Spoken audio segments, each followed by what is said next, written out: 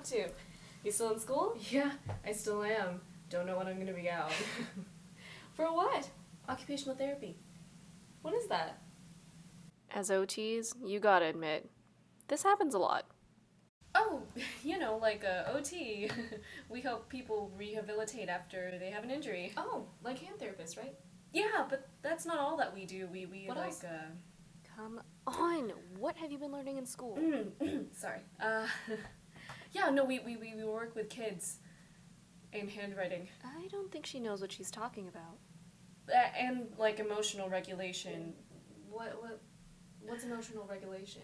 I don't know how to explain this one. I have to say something, though. I look stupid. Never mind, that's too complicated. Like, we help people rehabilitate so they can get back to life and doing what they want to do. Nice, I think I got that one. So, like a PT. No, brother. Not quite. I know for a fact that this has happened to every OT. Occupational therapy continues to be one of the vaguest fields. I have to admit that I'm halfway through the master's program and I still struggle to explain what it is exactly. The more I learn about the field, the more I realize that we can work in almost any setting, with any condition, and with any materials. Well, that's a great thing. It makes it even harder to explain. Welcome to OT Time. We always talk about advocacy for our field, but it usually pertains to the medical field when we have to work with other professions. But something I've noticed is that our field as a whole needs to be advocated for. While this is a movement that has already taken place, I wanted to look at OT advocacy in the non-medical field, looking at everyday life and how we can advocate for our field within that context, not just with our fellow co-workers of different disciplines, or our patients. I'm talking family, friends, and strangers. Why is that so important when that's not who we're treating? Well, I believe by increasing awareness and educating more people on what OT is, more people will come to see the importance beforehand and have a deeper understanding, which will lead to utilizing OTs more. This way we can spread our holistic view even wider.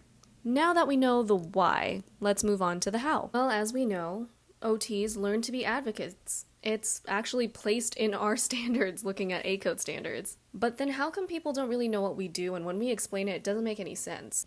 We have a wide scope of practice, and it's something that's not really known, but that wide scope of practice can also lead to a lot of confusion. So, how can we get the actual picture of OT into the world at the same bar of understanding that comes with nurses or doctors, to the point where we will say, I'm an OT, and people will know exactly what that means. In order to figure that out, I wanted to get some information from the primary sources themselves, the public. I have a bachelor's of fine arts, but I think an occupational therapist is a specific type of therapy that has to do with the physical body. It's not physical therapy. I think it's more precise than that. It's more specific than doing overall body things.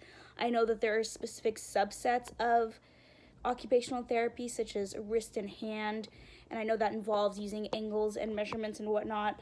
So I think they help with more fine motor skills in that regard and are generally more specific than physical therapy. I hope I'm right.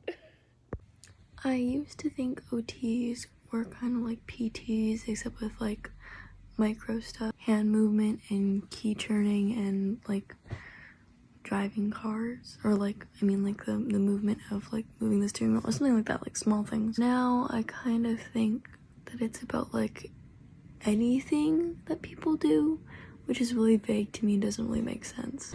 I think that occupational therapists are supposed to help people live a normal life again. Occupational therapists allow a person to get back into their ADLs through, or activities of daily life, through creating a whole person approach to care. So we learned a lot of things about what the public thinks. It's vague to them. They don't really know. They have a very general idea that we help people rehabilitate and in a more fine motor sense.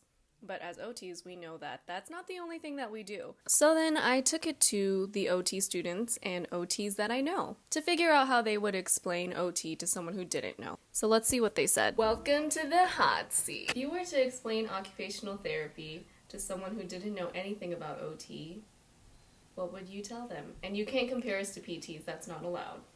In occupational therapy, we work with people across the whole lifespan to overcome challenges and barriers that they may encounter through illness, injuries, or disabilities. And we do that in order to help them engage in meaningful activities as well as activities that they need to do in their daily lives. Occupational therapists help people with occupations also known as everyday activities, and they help them live more independent lives, help them accommodate for their injuries, illnesses, or any disabilities.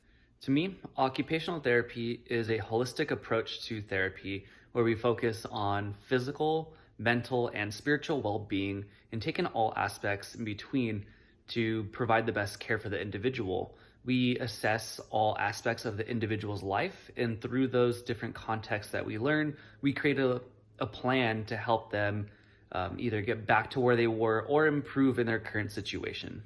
They really take into perspective of different factors of a person, like physical, spiritual, emotional. They develop their treatment plan based on all of that to make it whole person care, individualized, help the person do what they want to do. Boom. As you can see, it can be a little difficult even for OT students to explain what we do in layman's terms, in the most simplest terms. So what is the solution? Well, advocacy. Representation in medical field education, I believe, is something that would increase awareness of OT. Why? Well, because people in the medical field don't even know what we do. And how are we to be utilized to the max if people in our own field don't know what we do? So I think it starts with educating them and all the resources that they have, OT being one of them. Another thing that I strongly believe is educating future OTs on what to say. I believe that every OT student should have their own definition of OT set and ready to go before they graduate so that they can advocate for our field wherever they are in the simplest of terms. Based off of what my colleagues were saying, we can see that OT is a holistic field. So if someone were to ask me, what do OTs do?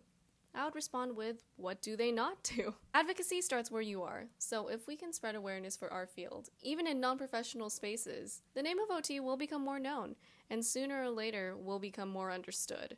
But it's an uphill climb, nothing that we're not used to though.